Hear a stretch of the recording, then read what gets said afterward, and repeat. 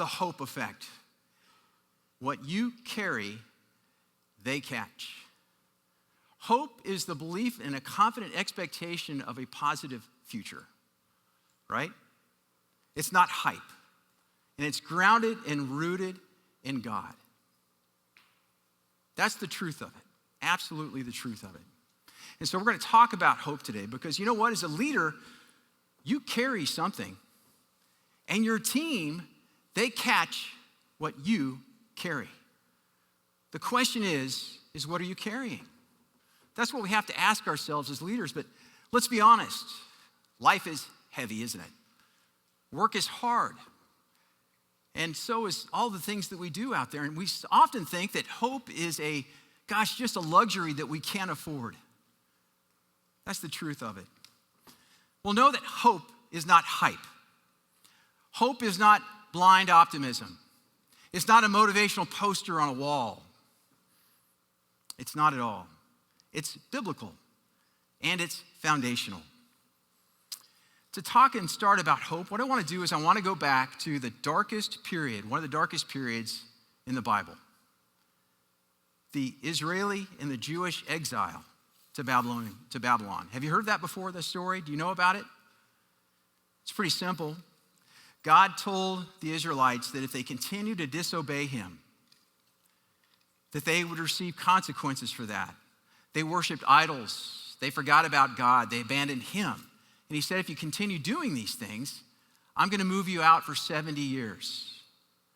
And in the midst of all that, to show that God was not abandoning them,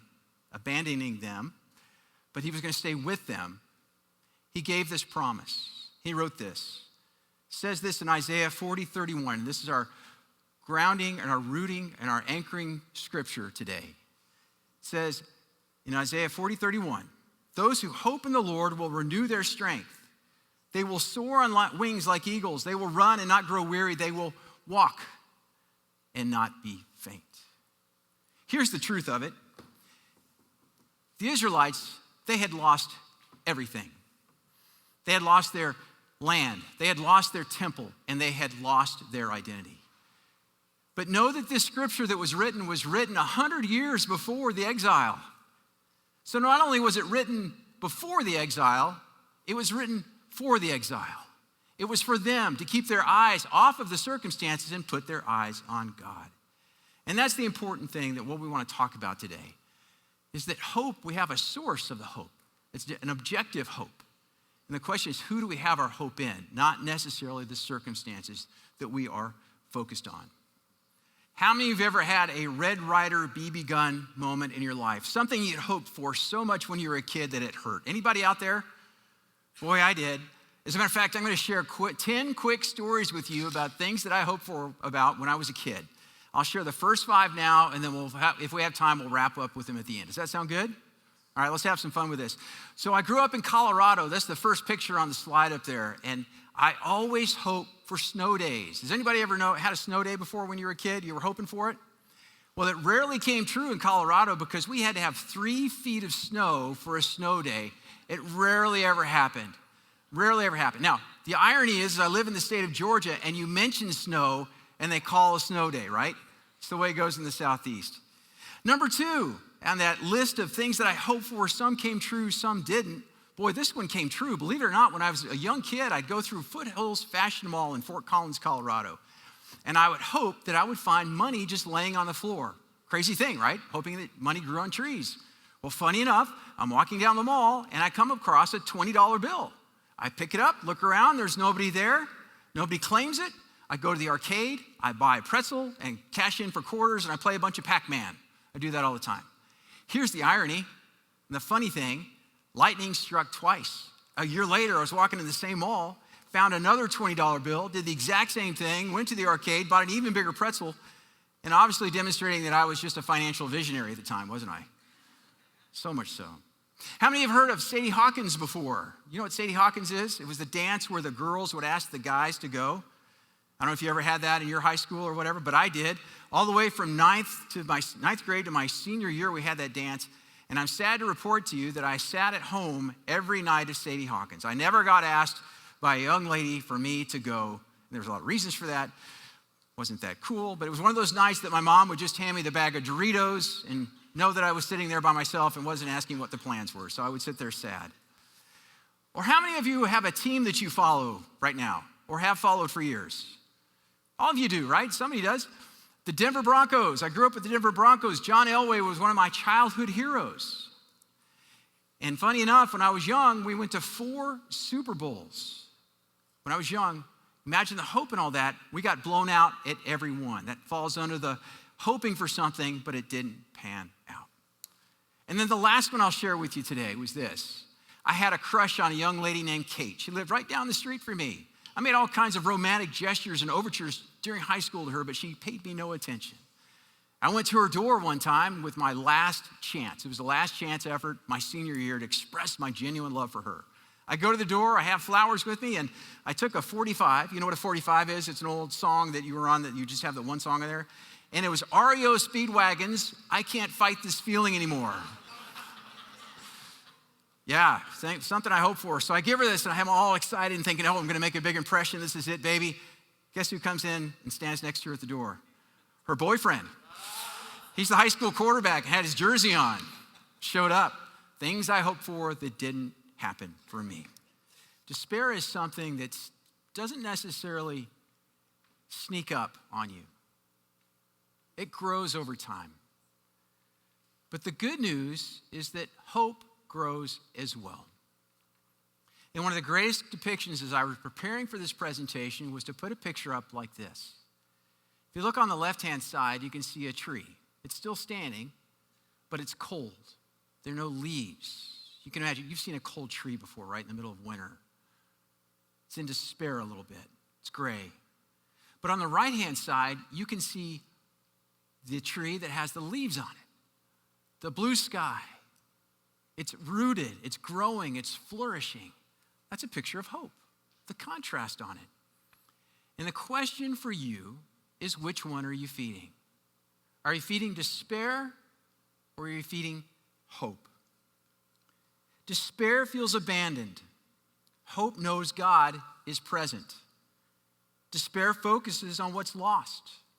Hope trusts in what's promised. Despair looks inward and shuts down. Hope looks upward and presses on.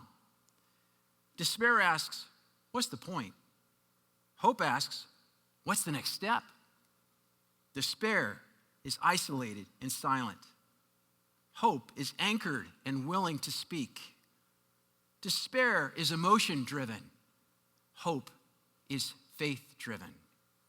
Despair quits in the waiting.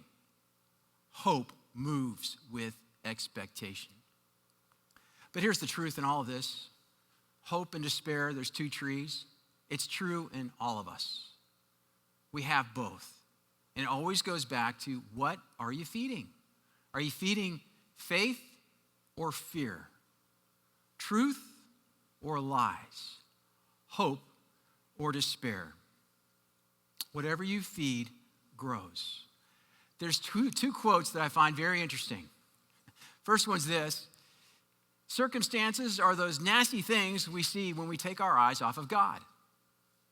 Circumstances are those nasty things we see when we take our eyes off of God. Or Warren Wiersbe said this. I want to make sure I get this right for you. If you look at God through your circumstances, he will seem small and very far away. But if by faith you look at your circumstances through God, he will draw you very near and reveal his greatness to you. That's the mind shift that's got to take place. It really is. Because our circumstances, despair, the challenges, they magnify the problem. But you know what? Hope. Hope magnifies the one that is bigger than the problem. My question for you is, which one are you feeding? I want to tell a story about my bride, Carla, the pretty one up there, not me, the pretty one. I remember sitting in the doctor's office one time with her, the dentist actually, and he told us, Preston and Carla, don't pray too hard. I don't want you to get your hopes up. You know what had happened is my wife had braces when she was young, and she had a retainer on the back, and they had 3 twisted wire on the back, and that wire started to untwist over time. It started to lift her bottom 5 teeth up and out. And the bone had eroded, and so had her gums. And the doctor said, you're probably going to lose those 5 teeth. All kinds of surgery, implants. And can you imagine my wife, who's just probably 50 at the time, all the anxiety, the stress, the pain that she went through, just thinking about that? Well, we went in, and the doctor had a certain diagnosis, and over a period of months, she went through all kinds of radical procedures to work on the bone, the gums, and it was touch and go the whole time. And folks, I remember I wrote something in my journal, and it said this. It said, God, please do a miracle. Restore her teeth, her bone, her smile. But if not, you're still my God. Even through all those radical and painful treatments, the grafts, the braces, and the multiple visits that she went to, guess what, folks? The good news is she kept her teeth. Amazing. We were hopeful. We prayed. And it's funny, we sat in the doctor's office, and after all of that, I didn't say anything to him like, hey, look what we prayed and see what happened. But he said to us, he said, Carl, you're probably going to be buried in those teeth, which is really, really good news. But what we learned in the midst of that is we were hoping in God, not in necessarily the outcome. Does that make sense? It was a great challenge that we went through over the 9 months that we did on that. But we remained hopeful, not in the outcome, but in who was in charge of the outcome. And that's so important. We have to realize where our source of hope is. And that's where this idea of an anchor comes in. Anybody been boating before? Been out on a lake before? Dropped an anchor? What's the point of an anchor? It's to keep you in place, right? If the water can get tough or you can drift, what happens if you drift? You get lost. Or you might crash into shore, crash into rocks. It's not good. So that's what the anchor is for. And our anchor is Jesus. He's the source of our hope. So important. And I want to take a minute to tell you a little bit about the difference between optimism and wishful thinking. Optimism is that positive nature that says, hey, I think this is really going to happen. There's nothing wrong with that. I think that's good. Wishful thinking is, wouldn't it be nice if that happened? But you know what? Optimism and wishful thinking won't get you through the diagnosis. It won't get you through the job loss. It won't get you through that shattered dream if you didn't make it to the NBA or get the Lamborghini or the car. Just joking. But those two things won't get you through it. But biblical hope in Jesus, being your anchor, he is the one that will get you through all of that. And you know what? Hope doesn't ignore the pain. But what it does, it refuses to let the pain have the final word. Romans 15:13, maybe you've heard this before. It reminds us of this. May the God of hope fill you with all joy and peace as you trust in him. Trust is the source, or the key, and Jesus is the source. Our anchor is in a raging sea. I think it's kind of funny if you sit back and think about this. Suppose you went to God with a prayer and you had hope on that, and he said, hey, lower your expectations. I'm busy this week. I can't get to you, right? He doesn't do that. Not like the doctor did, try to lower expectations. He is the God of hope, period. What happens if you find yourself in the middle of a challenge, a problem that you have? You feel like you're wandering. You're wondering what's going to happen. You're like the Israelites that were being exiled. They were displaced. Their temple was destroyed. Their identity was shattered. But you know what? In the midst of that, God made a promise. He said this. In Jeremiah 29:11, he said, for I know the plans I have for you, declares the Lord. Plans to prosper you and not to harm you. Plans to give you a future and a hope. Don't forget the context, that God is with us.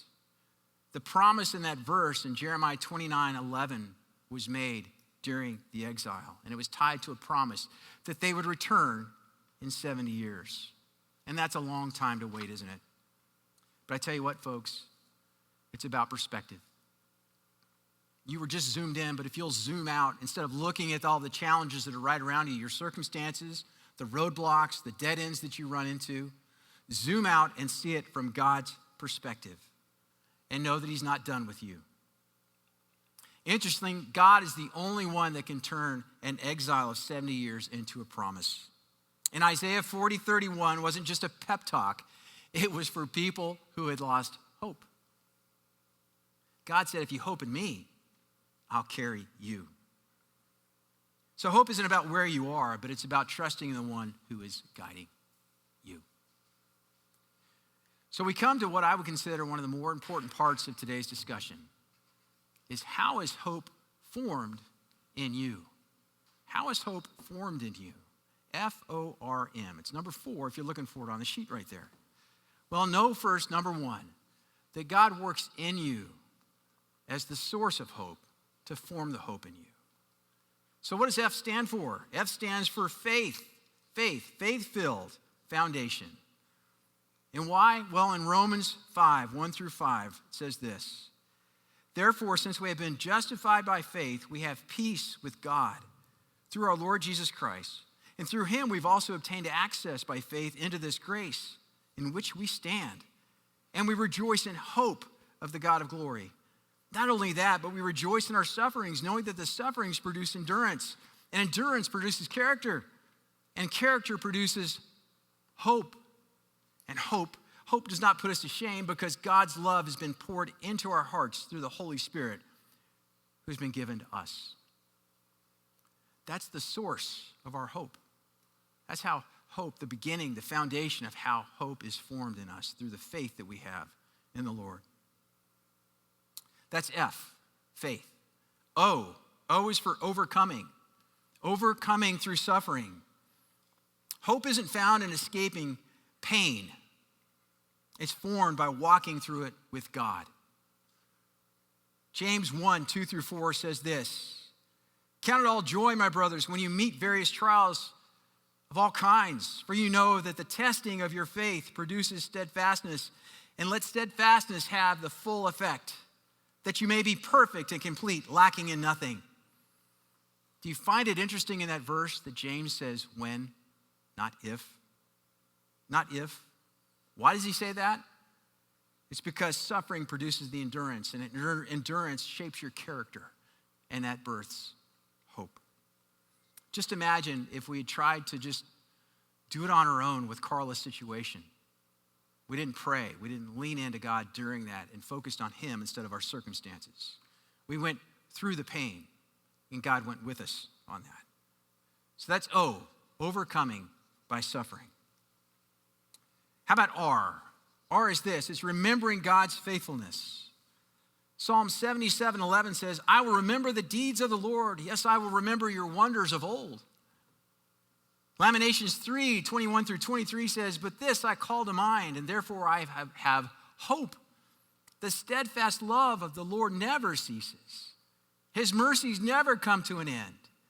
They are new every morning. Great is your faithfulness.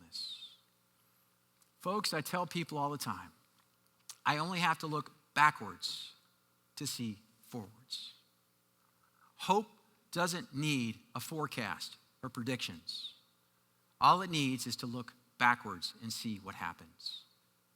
Know this, that your memory is a weapon. Use it. So important. You don't need new proof. You need old faith. Remember God's promise. I've got journal after journal that I can go back over the years to recount and see where I thought God had abandoned me, where I was wandering, when I was wondering what was going on. And I can go back and I can trace through all of that, that although some things that I hoped for did not happen, he worked everything out. And I remember his promises to our family. That's R. F is faith. O is overcoming. R is remembering. What about M? M is movement. moving forward, moving forward. Hope doesn't freeze you in place. It gives you the courage to take the next step. Think about Paul. Paul said this in Philippians 4:13 through 14. Brothers, I do not consider that I've made it my own, but one thing I do is forgetting what lies behind and straining forward to what lies ahead. I press toward the goal of the prize of the upper call of God in Christ Jesus. Biblical hope, folks, is not passive waiting. It's active trusting. It moves, sometimes slowly, sometimes blindly, but it's moving nonetheless. And if you're walking, you're still going to have hope. You haven't given up. And folks, that's what it looks like. Hope's not just a word, it's a lifestyle. It's formed in faith. It's proven through the pain. It's grounded in memory. And it's carried forward in expectation. Faith, overcoming, remembering, and moving. That's how faith is formed in you. And I want to remind you, this forming is not something that we do on our own. It's in collaboration with the Lord and the Holy Spirit. It's not something you manufacture, you fabricate. It's not the optimism and the wishful thinking, but it's a biblical hope. Again, going back and saying, regardless of the outcome, I trust in you. Yeah, again, it's that if we keep our eyes on our circumstances and we're not looking up, and I know that's easy to say, but when the rubber meets the road, if you can find yourself doing that, instead of looking at your circumstances, it'll make all the difference. You'll move out of the optimism, the wishful thinking, into the biblical hope that's being formed in you. Yeah, that anchoring makes such a big difference. It's such a visual picture that we can have, right? About how that's set in the sand. How many of you used an anchor before? I don't know why I'm saying this, but have you ever put an anchor down and then it dragged along the bottom of the lake? You drifted? You might have had the wrong anchor.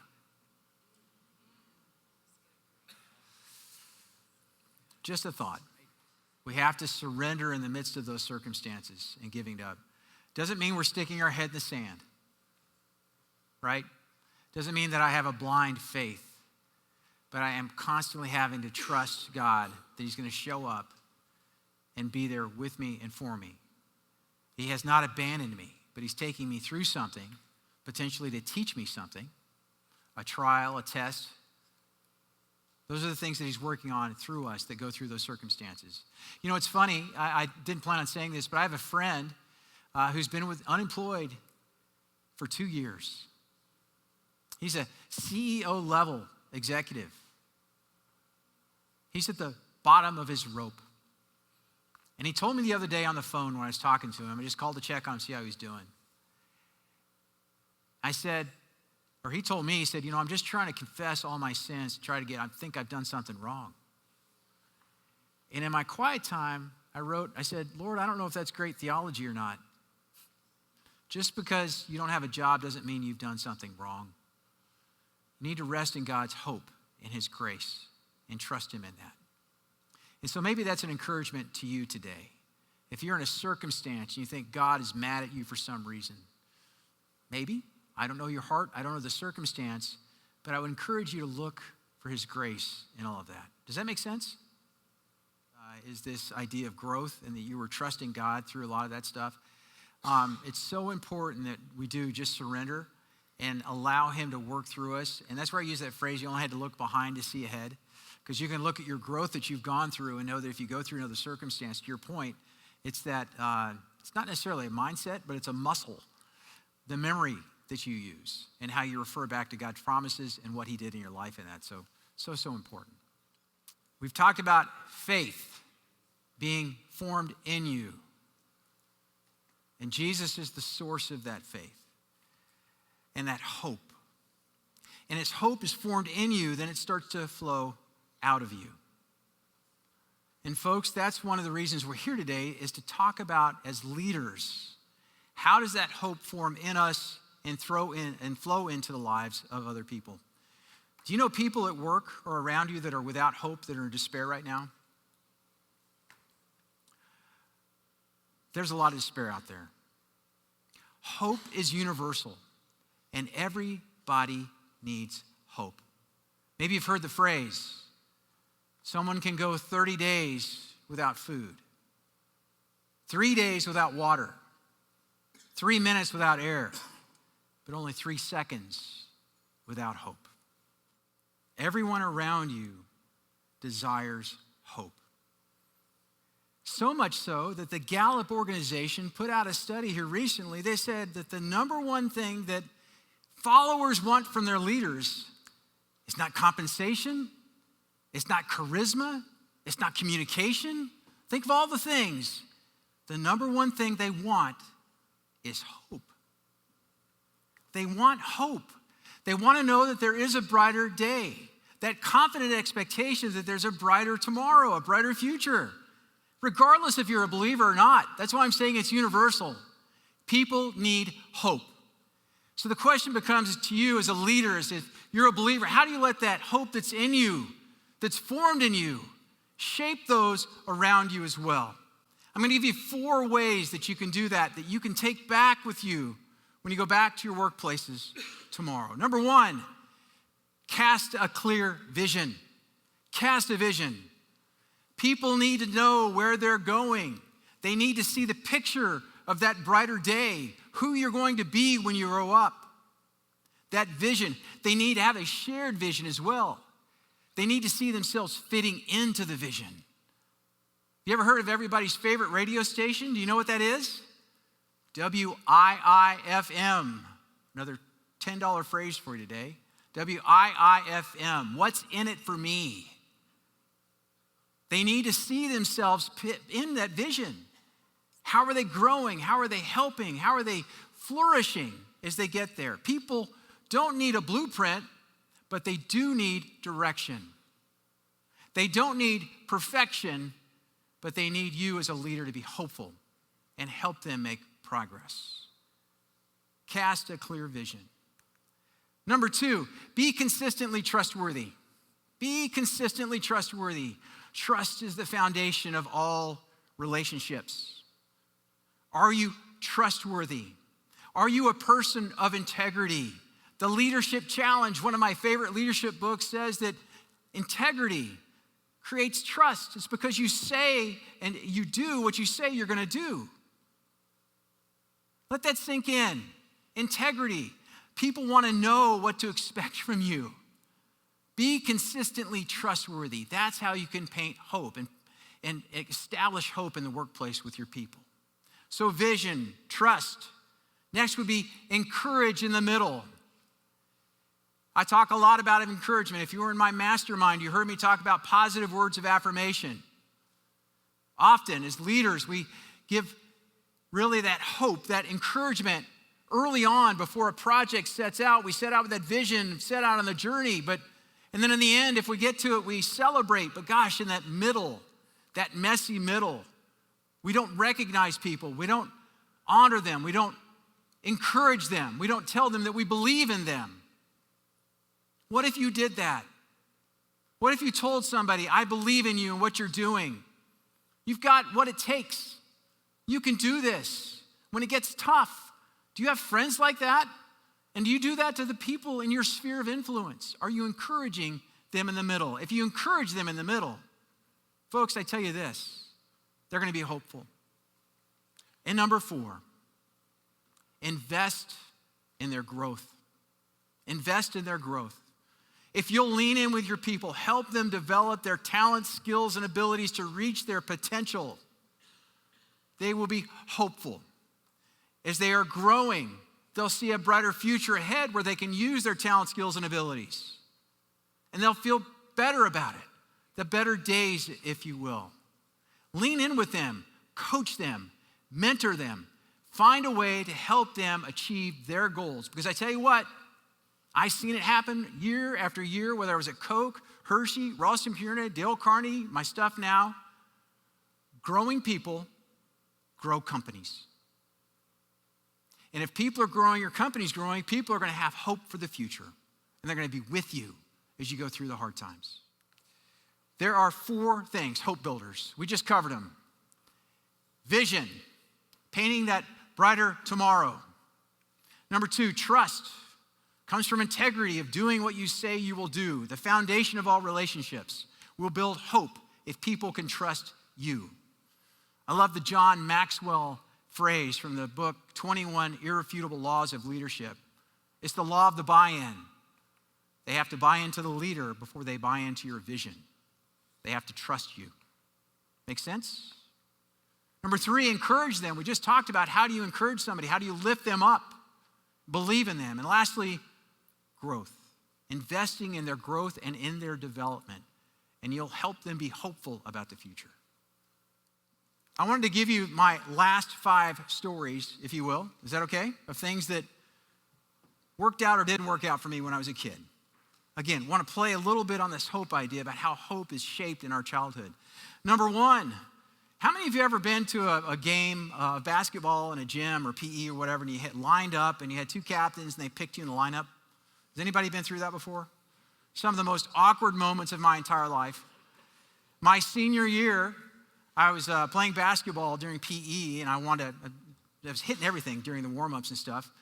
And my friend from childhood, David, is one of the captains. I'm lined up, and mind this, I'm not one of the jocks at school. I was a little geeky kid. I was thinking about 5'2" in high school. But I was in the lineup, and I was doing so well at basketball. Guess what? David picked me number 1. He picked me to be number 1. But guess what all the jocks and everybody else did in the line? They laughed. Hope giveth and hope taketh away. Or, I remember being a kid, we had a friend named Brian Petring. Brian had a plum tree in the backyard. And when those plums got ripe, guess what happens when you throw them at cars? They splatter, don't they? Make a big noise. Well, that's what we did. We got a bucket full of plums, and we would throw them over his fence, and these cars would get bam, bam, bam. And we'd have a blast as middle schoolers. All of a sudden, I think it might have been a Camaro. We hit it, and a whole pile of guys jumped out. We ran into Brian's house. And they came knocking on the doors, looking in windows, kept everything. I swear to God, I was going to get caught. Nothing happened. It's kind of like Winston Churchill said. He said, nothing's more exhilarating than actually being shot at and missed. I guess the same thing goes for plums. I ran for senior class president in high school. I was hoping that I was going to win senior class president. Didn't pan out for me. You know why? It's kind of hard to market with the last name Poore. Think about it. Poor economics, poor leadership, poor. Just didn't play out too well. It's okay. I also wanted to be homecoming king.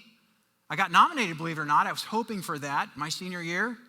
But I think the only person that voted for me was my mom. There she was again. Remember, she gave me Doritos on Sadie Hawkins. A lot of wah-wah stories, aren't they? Or the last one, and you can't really see this too much, but how many of you had a cool car when you were young?